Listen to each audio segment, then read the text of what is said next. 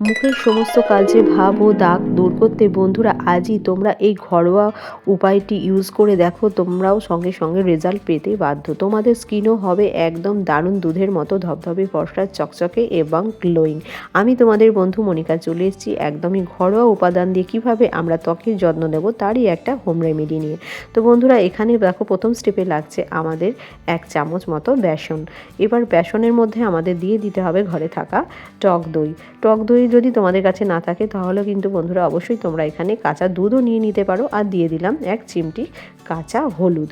এই কাঁচা হলুদ তোমাদের কাছে যদি না থাকে অবশ্যই ঘরে থাকা রান্নার গুঁড়ো হলুদও 1 চিমটি পিঞ্চ অফ নিয়ে নিলেও কিন্তু আমাদের পেস্টটা সুন্দরভাবে তৈরি হয়ে যাবে। তো একদম মোটাও না একদম পাতলাও না, দারুণ একটা গাঢ় গাঢ় একটা পেস্ট কিন্তু আমাদের এখানে তৈরি করে নিতে হবে আমাদের স্কিনে অ্যাপ্লাই করার জন্য। তো বন্ধুরা দেখো আমি চলে এসেছি, এবার আমি নিজের স্কিনের ওপর অ্যাপ্লাই করে তোমাদের দেখিয়ে দিচ্ছি।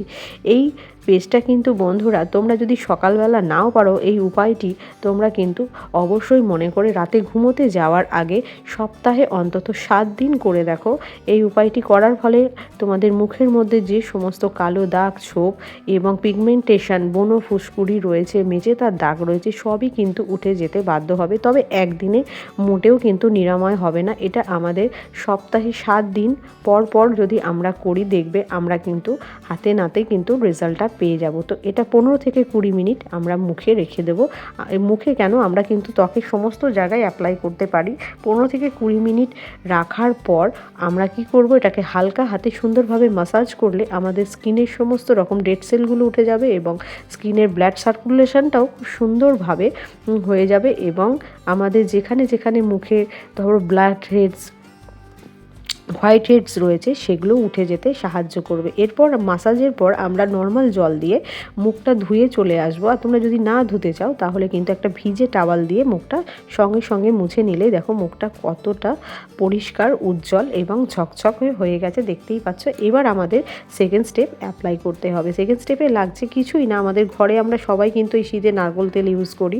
তো নারকেল তেল যখন জমে যাবে বন্ধুরা তোমরা কিন্তু অবশ্যই একটু গরম জলে ধরবে, দেখবে নারকেল তেল গলে যাবে। তার মধ্যে দিয়ে দিতে হবে অল্প একটু মধু দিয়ে এই দেখো সুন্দর আমাদের কিন্তু একটা ক্রিম তৈরি হয়ে গেল আমাদের স্কিনে অ্যাপ্লাই করার জন্য।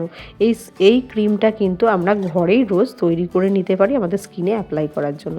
তো দেখো সেকেন্ড স্টেপ, আমরা মুখটা তো আগেই ধুয়ে নিয়েছিলাম আমার, এবার কিন্তু এই যে নারকেল তেল আর মধুর মিশ্রণে যে একটা সুন্দর ক্রিম তৈরি হয়ে গেল, এই ক্রিমটা কিন্তু বন্ধুরা আমরা প্রত্যেক দিন নাইট ক্রিম হিসাবেও অ্যাপ্লাই করতে পারি।